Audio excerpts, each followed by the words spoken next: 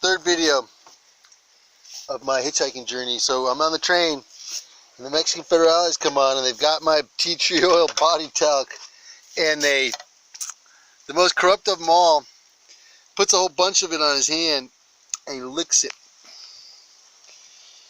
And like instantly he's like, he runs off the train, and all the other guys run off the train, and the dogs go with them, and the train goes on. And it was like, what the hell just happened? And I was like, I explained to them in Spanish, oh yeah, that's my Metamucil tea tree oil or whatever, body talc. And these guys from TF, these guys from Mexico City were like, oh my God, you have no idea how you just saved us. We have like a kilo of marijuana, and we were going to get busted just now, but you saved us. Is there anything we can do for you? And I was like, lend me your guitar. I'm like, what? Yeah, because I had a guitar. So I went up and down the train, through all the wagons, through all the train cars, and playing songs for money. And I got the money up in like literally 10 minutes because everybody on the train found out that the gringo had like done the psychic soul strike against the federales and made them get off the train. And we continued on. And I had Easter, 1999, Easter in the desert. And me and another shaman named Chilton instituted this process of healing this Italian woman and prolonging her life that much longer. And then after that, it's like 5 days in the desert or something. Me and Joe's still with me, came hitchhiking out of the desert in the middle of nowhere and got to Laredo, Texas. And the only guy in all of Laredo, Texas who would pick us up and take us to San Antonio, it took us a day and a half to get out of San Antonio, to get out of Laredo too. We were on the side of the road, like, I can't remember what restaurant it was, going into the restaurant, you know, asking for water and to use the bathroom and stuff. And we just sat there and literally waited for a day and a half, and we had to like hide somewhere really close by and sleep for a minute. And then finally, the only guy who picked us up was a gay Vietnamese florist.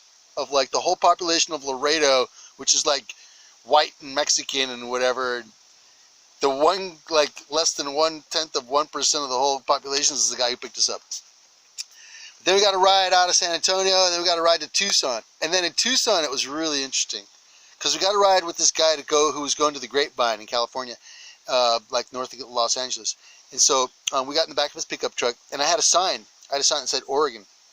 And I saw this guy. We're on the highway now, leaving Tucson, and I see this guy with a white pickup truck with Oregon plates. And I go, Oregon, Oregon. And he's like, no. He won't pick me up, won't pick me and Joe up. So we see him again, just like as we get off with the guy in the Grapevine, we're catching another ride. And I told Joe, I said, Joe, you know, chances are the next ride's going to be a woman. He's like, what? Women never pick up hitchhikers. And I was like, I know, but I feel like it's going to be a woman. And this woman with a dog picked us up, and we got in the back of her pickup truck. And we're now like north of the Grapevine on I-5. And I see the guy with the white pickup truck again. And I'm like, Oregon, Oregon. And he's like, no, no.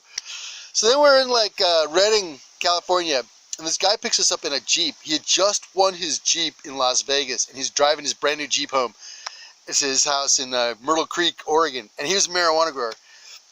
And me and Joe were telling him a story, and we passed the guy in the white pickup truck, and he goes, is that the guy in the white pickup truck? And I'm like, yeah, that's the guy. And he's like, okay, so I'm going to speed, he says. I'm like, what? Yeah, I'm going to speed. We're going to get to my house. We're going to roll a doobie. There's always got to be some interruption in some of my videos. We're going to roll a doobie. I'm going to give you like an eighth of herb and $20 each and put you back out on the road, and that guy in the white truck is going to pick you up. And we're like, okay, whatever, dude. But I'll take you up on the offer, but I don't believe that last part. So he speeds like a demon in his brand, and he opened up the motor on that Jeep, and we got to Myrtle Creek. We raced to his house. He shows us his grow room. He gives us a bunch of pot. We smoke a doobie. He takes us back out to the highway and gives me and Joe each $20. 5 minutes later, the guy in the white pickup truck comes by, comes screeching to a halt, and backs up, and we get in, and he's like, I knew if I'd seen you in Southern Oregon that you were for real. And I was like, okay, that's a weird way to start the conversation, but that's cool. And I was like, and so we get in the car, and we're going, and I notice he has a pipe, and I go, hey, you got a pipe? He goes, yeah, but I just smoked my last bowl in Northern California, blah, blah, and I'm like, that's no problem here. I got some pot. Let's smoke. And so he's like, oh, wow, you're my savior. So for like because the speeding limit was different back then, it was like a 6-hour ride from from where we were at, or a 5-hour ride from where we were at Myrtle Creek to Portland. And in the end, he gave us $20 too. And he told us the only reason why he didn't pick us up was because he was traveling with a bunch of contraband from the border, and he thought we were federal agents trying to entrap him. So then we get up in Portland. Joe gets to his bus in time to go to Idaho to his friend's wedding. And I show up at my friend Steven's house, who at that time, he was like a polygamist. He was living with 2 ladies and a bunch of kids. I show up and nobody had any money. He was like bummed out. I'm like, oh. He goes, hey, I would have come to the airport and picked you up. And I was like, oh, no, you couldn't have. Because I hitchhiked. He goes, what? Oh, no. And his ladies are looking at me like, oh, no, not another freeloader. I was like, hey, I got $40. How about you ladies go to the store and buy some food? They're like, yay! And so left. I mean, back in the day, $40 in 1999 bought you a lot more than it does today. And so then they left, and he's like, I don't know how you did that. You just came off the road hitchhiking and all the way from Costa Rica, and you've got $40. And I was like, yeah, and I got some pot too, dude. Let's smoke now that the ladies are gone. And he was like, oh, no, you just made my day. Da, da, da. How could you have done this? And so basically, all told, I left Costa Rica with $50 and a little bit of pot, and I arrived in Portland, Oregon with $40 and a little more pot. And I had a great time all along the way. And in that time in the world, you could still do that and still be okay.